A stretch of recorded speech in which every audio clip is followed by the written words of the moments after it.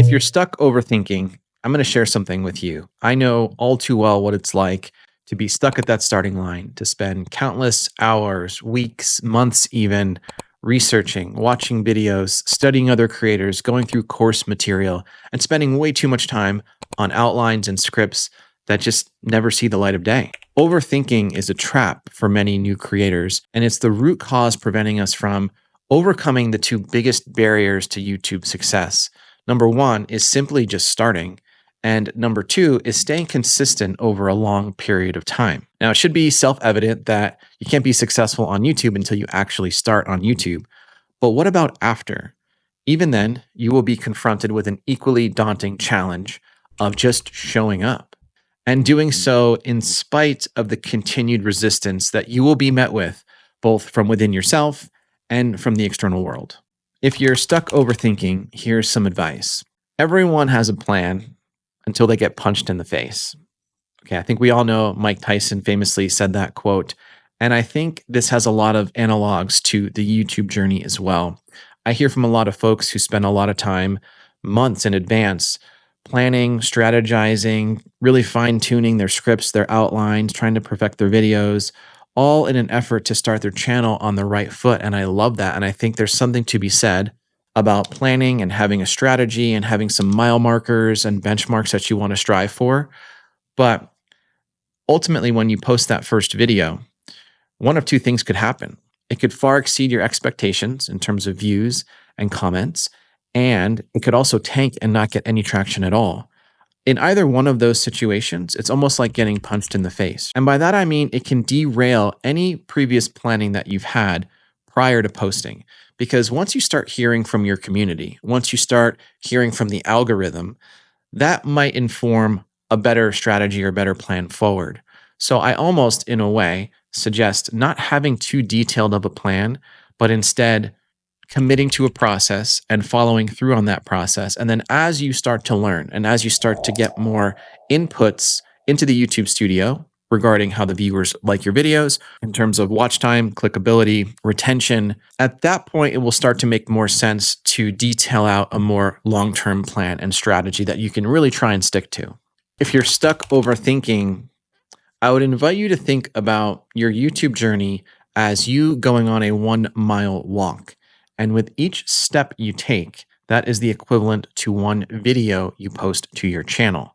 So when you zoom out and look at the length that you're going to be walking, you suddenly realize that you're going to be taking quite a few steps, which means you're going to be posting quite a few videos. And so the question then becomes, how much energy and effort do you really put into each step that you take?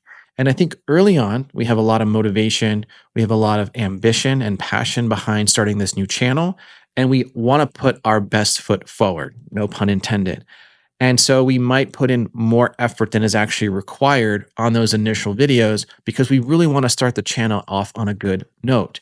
And so I would encourage you, though, that if you are finding that the first few videos that you are outlining and scripting and filming and then editing are taking too long, and you are trying to perfect very small, subtle details in order to, again, have that best launch to your channel, you may be shooting yourself in the foot, again, no pun intended, because that time could be better spent putting together your second and your third and your fourth and fifth videos so that you get that volume onto the platform so that you can then internalize some of the inputs and then have a better plan forward. Because you think about, imagine your first video is going to get 50 views, right? And you realize in editing, there's a few mistakes and you're like, well, should I go back and refilm those parts, or should I just try and fix them in post? Should I pull out some of these parts that people might not like? Spending a couple extra days kind of noodling over those tweaks and modifications rather than posting it, you're essentially wasting time. There's an opportunity cost associated with not posting and not immediately working on your next videos. So that's my encouragement is don't hyperfixate on every step that you take. Take a couple of steps in quick succession if possible, and then maybe look back and say, okay, I took those 5 steps. What did I learn? How can I improve on my next 5 steps? Now, speaking of steps, I do have my 7-step framework to build, grow, and monetize your YouTube channel without overthinking in the description of this video. feel free to click the link if you want to grab it. Okay, so if you're stuck overthinking, you may be too attached to your videos or your video topics. And again, coming back to this idea of a new channel with a new creator, you probably have a ton of great ideas that you're really passionate about, that you want to talk about. And in doing so, you really want to do those topics justice. You've probably been reading and studying them for many, many years. And now this is your chance to officially get on the internet and talk about some of these things. And you really want to do it right. Oftentimes, you're probably trying to cram too much information into one single video because you're so fired up about this topic. You want to hit it from all angles, and you end up making a video that's way too long, that's too rambly, that loses people's interest. Where in reality, you probably could have taken that topic and kind of dissected it into three little chunks and made three videos about it over time. So resist the urge to make hyper long videos early on because making shorter, simpler videos is going to be easier for you from bandwidth capacity and also in just ensuring that the sustainability of your YouTube journey is intact. And then as you think about how each video is simply a step along the mile journey, it doesn't really make a ton of sense to overly attach ourselves to the quality or the input of any one video, regardless of the topic, because at the end of the day, in time, you may end up making several videos or a half a dozen videos on this particular topic over the months and years that you're doing your YouTube channel. So I'm guilty of this myself. I tend to think, well, I've just made a video on thumbnails. Therefore, I can never have another video on thumbnails ever again. And that's flawed thinking because you can certainly repeat content because not every video you make is going to hit every person who might be interested in the future.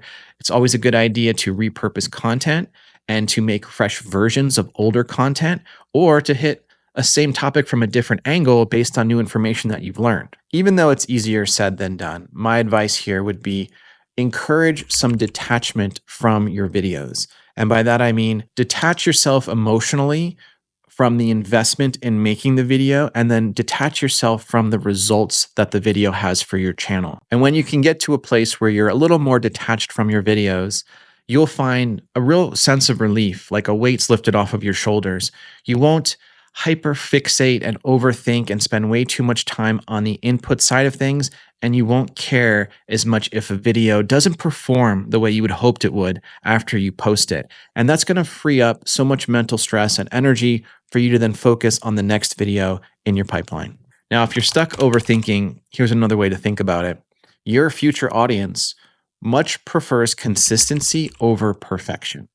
And what I mean by that is both the algorithm, which is essentially a reflection of your audience, would rather see you in their home screen, in their browse screen, more often than not. Because if your goal is to grow a channel and a personal brand, and you want to encourage people to comment on your videos and you want to build a community, you really have to show up and be present and be visible more often for people to get to know you, for them to want to engage with your content, and then for them to see the real value that you're bringing to YouTube.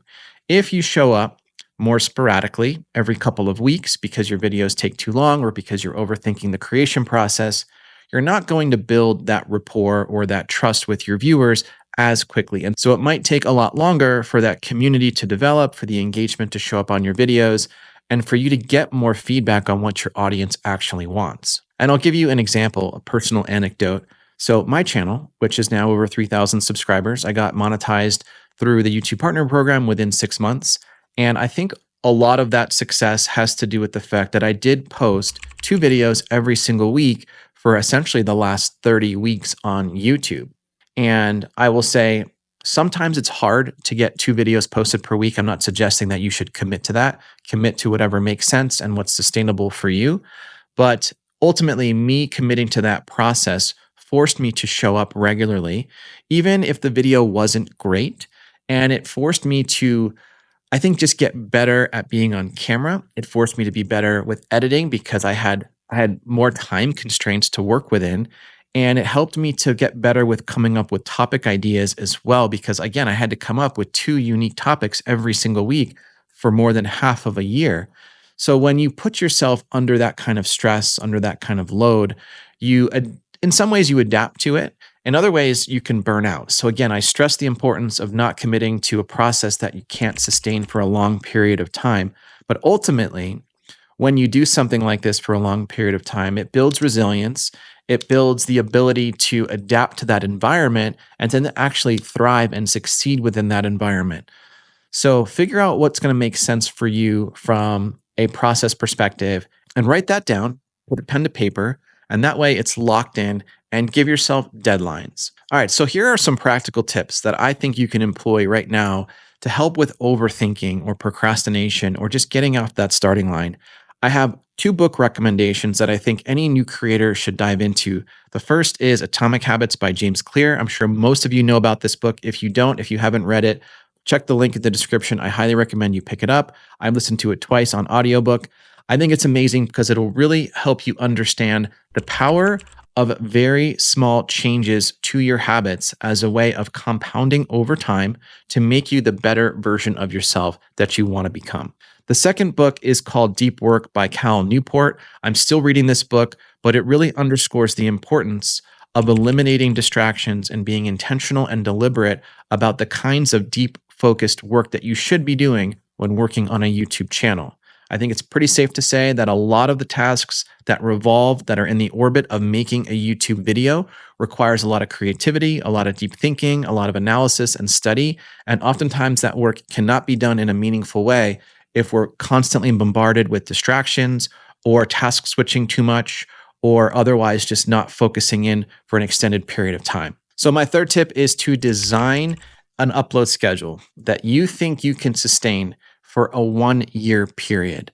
And you've heard me say before, YouTube is a multi-year effort. So what you really need to start to think about is what can I do now that I can continue to do 12 months from now without completely overwhelming and burning myself out? Because burnout is probably the biggest culprit why people quit YouTube. It's not so much that it's the views or the engagement that they're lacking. It's just that they're putting in so much work in a way that consumes so much time and they're not seeing the results of their effort. So, what I'm not suggesting is produce low effort videos every single time. I'm saying think of ways that you can do a mixture of like medium high effort videos along with low effort videos as a way of keeping you sane and keeping you posting more consistently. And again, to speak anecdotally from my own experience, several months ago, I was spending way too much time editing my videos and it was consuming a huge chunk of my week. And I hit a bit of a wall after spending essentially 20 hours editing two videos back to back. I said to myself, I can't do this anymore because at the time I was still working my 9 to 5. And then the next video I made, I didn't do any editing. I barely did any scripting. I went to the roof. I started sharing my feelings and thoughts about doing YouTube. And that video became one of my best performing videos on my channel.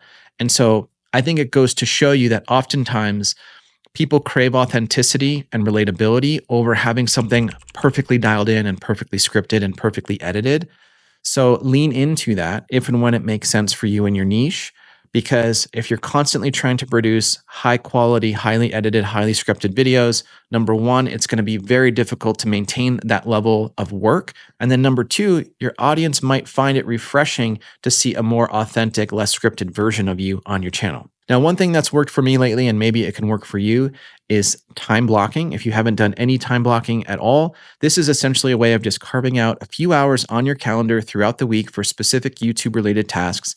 And one step further you can take this is to actually set up a timer on your smartphone to say, hey, in this 90-minute time block, I need to come up with 2 video ideas and I need to start scripting out the outlines or the scripts for these videos. What you can do is say, okay, I'm going to spend 30 minutes of this 90 minutes just on the topics themselves. I'm going to do some research. I'm going to start writing out some titles. Set a timer on your phone for 30 minutes. And then at the end of that 30 minutes, whatever you have, you keep. And then for the next 60 minutes in that time block, you're going to be writing out scripts and outlines. And then at the end of that 60 minutes, whatever you have is what you go with, regardless of how happy you are with it. So I know this sounds heavy-handed, and oftentimes you're going to feel compulsion to come back and edit it and refine it and maybe change the topic. But I would encourage you, if coming back and making these tweaks is delaying or making you miss your deadlines for the sustainable posting schedule that you've created for yourself, then don't do it. Just stick with what you've got, work with what you've got in the time constraints that you've created for yourself. And then my final tip is to post and ghost. And this is essentially the moment you post your video and it goes live on YouTube, you close down the YouTube app on your phone, you close out the YouTube tab on your browser, and you work on something completely different as a way of freeing up any mental stress or energy you might have tied to the performance of the video that just went live. This is such a great way to further detach from the outcomes of your video and to instead focus that attention on your process, which is your inputs. And I would suggest immediately just start working on a brand new video or tidying up a topic or a title that you've been working on, and then start the production process of your next video. As long as you are forward thinking about the next step on adding to your channel, you won't get stuck spiraling or being upset about the outcomes of things that you have no control over, which is essentially how people are going to respond to the video that just went live. So I know this can feel like a lot, and I know this doesn't cover all the types of overthinking that we do. But if you do want to work with me directly one-on-one, there's a link in the description below. You can also, again, grab my 7-step framework for how to build, grow, and monetize your YouTube channel without a ton of overthinking. I highly encourage you to check that out. But let me know what you guys think in the comments. If anything here resonated with you, I would love to hear from you. And with that, I will see you guys in the next video.